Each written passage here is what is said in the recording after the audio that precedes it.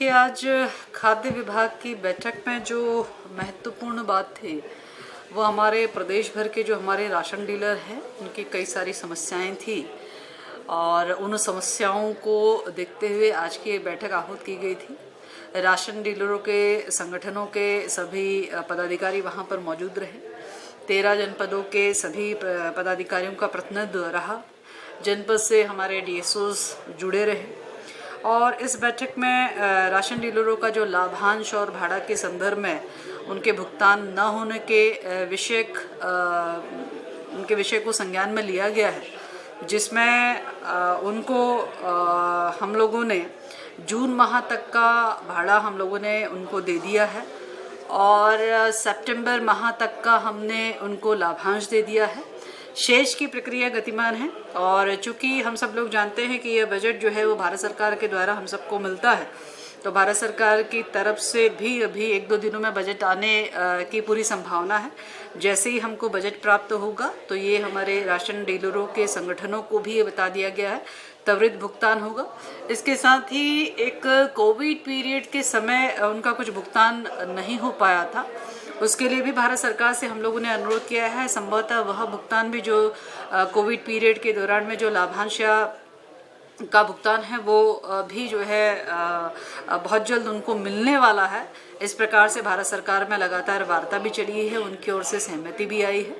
इसके अतिरिक्त हमारे जो राशन डीलर हैं उनका कहना था कि हमारे सभी गोदामों में जो है, जो हमारे लगभग 193 गोदाम हैं और ख़ासकर जो बड़े बड़े जनपद हैं जहाँ बड़े बड़े गोदाम हैं वहाँ पे धर्म कांटा लगना चाहिए। उसके निर्देश भी आज हमने डिपार्टमेंट को दिए हैं कि हम लोग ये सुनिश्चित कर ले कि जहाँ पे 100 कुंटल का हमारा धर्म कांटा लगना है, कहीं पहाड़ पर हमारे को 10 कुंटल का लगाना है, इसका परीक्षण कर ले। उसके अनुसार जो है हम 31 मार्च तक हम जो है धर्म कांटा अपने गोदामों में लगाना सुनिश्चित करें। ये सख्ताई से निर्देश दिए हैं ताकि किसी तरीके से घटतोली का शिकार हमारा लाभार्थी या हमारा राशन डीलर को दिक्कत खड़ी ना हो, ये भी आज स्पष्ट कर दिया है।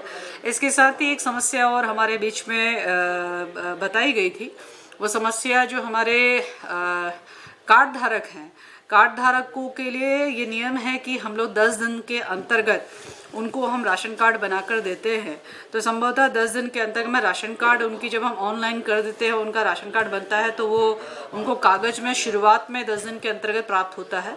अब ये उनकी ओर से आया था कि इसको पीवीसी बनाने के लिए, कार्ड को पीवीसी के रूप में देने के लिए हमारे को मशीन जो है हमारे को खरीदने की अनुमति मिल जाए।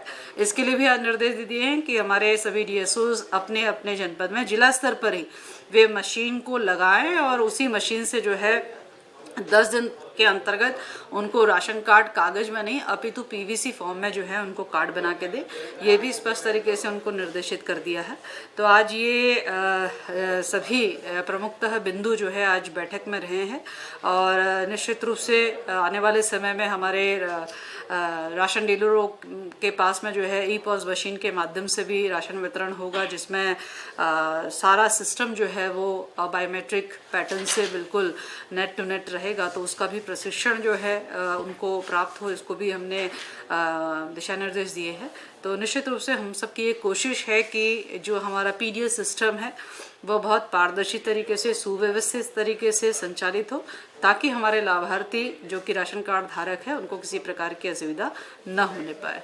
इसके अलावा हाँ, एक और बात एसएफआई के अंतर्गत भी आपको बताना चाहूँगी कि हमारे राशन डीलरों की यह मांग थी कि एसएफआई के अंतर्गत जो हमारे कार्ड धारक हैं उसके अंतर्गत उनका कहना था कि चूँकि उसकी धनराशि जो है 11 किलो या 13 किलो की जो है वो राशन मिलता है और जो पैसा जो है वो मात्र शायद 11 रुपये इस प्रकार का है, तो उसको थोड़ा सा धनराशि बढ़ा दी जाए और उसमें जो हमारे को लाभांश है उसको बढ़ाया जाए। तो संभवतः हमने एसएफआई का जो लाभांश है वो हम लोग बढ़ाने का प्रस्ताव अग्रसारित है और बहुत जल्द हमें ये बहुत जल्द मुझे लगता है कि इसका शासनादेश निर्गत होगा, जहां हम 180 रुपये पर कुंटल के हिसाब से जो है हम लाभांश एसएफआई के कार्ड धारकों के माध्यम से हमारे राशन डीलरों को जो है वो प्राप्त हो सकेगा।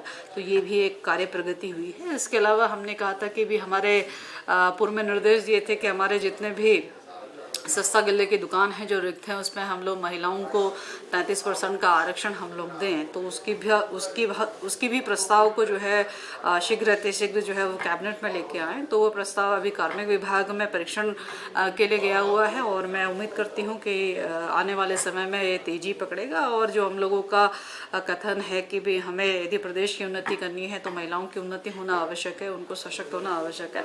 तो मुझे उम्मीद है कि आने वाले समय में हम सस्ता गल्ला विक्रेता में हम महिलाओं को जो है उसमें सहभागी बनाएंगे और महिलाएं उसको संचालित करेंगी। तो ये आरक्षण की पद्धति भी हम लोग लागू करेंगे। तो ये आज महत्वपूर्ण बिंदु रहे हैं और हमारे जो राशन डीलर हैं वो काफ़ी हद तक संतुष्ट हुए हैं। बाकी सब चीज़ें प्रक्रिया के अंतर्गत और लगातार प्रयासरत सतत प्रक्रिया में चलती है।